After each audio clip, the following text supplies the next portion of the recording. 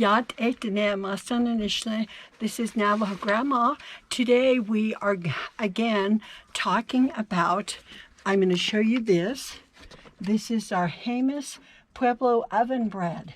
And I wanted to share that the different process of making the bread. Now, Grandma has sketched everything, and then I'm going to show you some still photographs and kind of show you the process that will go along with that. So I hope you enjoy it, and you also will look in the description box right below. There is also it's a Pueblo bread recipe that you can make on your own in an oven, regular oven, but that's up to you.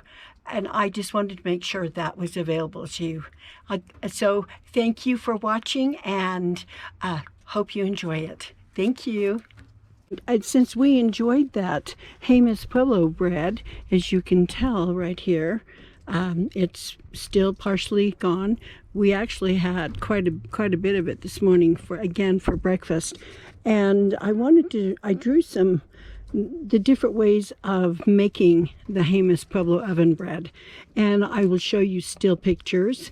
And this is the Jemez Pueblo oven bread. The first step to making this bread is here, where Grandma will show you how the oven bread is made. And you need, you've seen those silver wash tubs. That's what they use. And you put in 25 pounds of flour. That's what they do. And then there's lard. It's usually light blue, and the white and blue big box of lard. It's 1 pound. And then you need 3 handfuls of salt here. So what is done is that they put the flour in the container, then they add the lard and they mix it with their hand. After that, they put 3 handfuls of salt in there. They mix the salt into the flour after mixing in the lard, and then again it says mix flour and lard until blended by hand. You need 1 gallon warm water.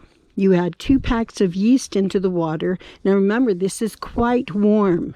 Okay, it's not hot, it's warm. And you pour, once what they do is they'll take and they will dissolve the yeast with their hands. And then after that, they pour into the flour mix. They add more water, not much. They mix for 10 minutes, okay, in the wash tub. You let the dough rise all night. After the dough is risen, it's ready to form into loaves. When the loaves are ready, you put lard on top and the bottom so that doesn't stick. You put it all over the dough. And then it makes about 13 round loaves. And there's excess as well. Then you poke with a fork to take out the air bubbles. Now you will see in the still pictures, but I just wanted to show you. They poke, and it leaves those 4 little indentions. It's really pretty, actually. Then they put it into the pan, and then they cover the loaves with parchment paper, and then they let it rise. They let it rise overnight. Grandma does not have an Horno. This is we're doing the sketching to try to give you an idea of what this looks like. And here is the Pueblo Horno. It looks like a hogan almost. And then they build a big fire in there. They relight it 3 times. I mean, to a fierce fire. After that, I'm going to read this. Horno is made of adobe bricks for baking bread. You burn, it says 2 series, but there's 3 series of wood to raise the heat for the oven. So it raises the heat in here. Once the fire dies down, they use a metal rake, it says here, and so then they rake out all the ash and coal embers using a wet mop, like a rag, to clean the ashes clear from the oven floor. Once it's cleaned out in here, then what they do is that whole floor of the oven is clear. Then they throw in the corn husks like this, okay?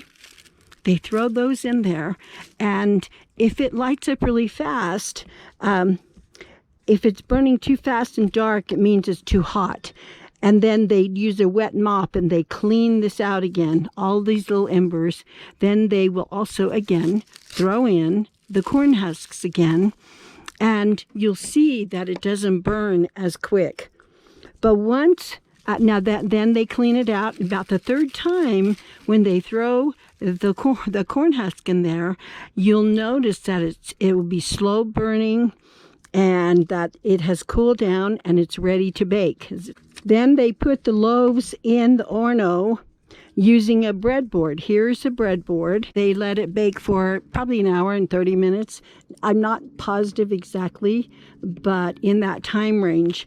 And after they put all the loaves into the Horno, then they close the door with either a wood or a metal door. Now, the end result is here. You have all these beautiful loaves that have risen. Look how they just poof up over. And you have it, they're baked, they're ready to take out with the breadboard, and you can eat this with bread and butter. It's also made for Feast Day, which is this year, August 2nd and November 12th, 2023. They also make it for their family. So that is the end. That's all I wanted to simply show you by drawing, and I will also just do the still photos.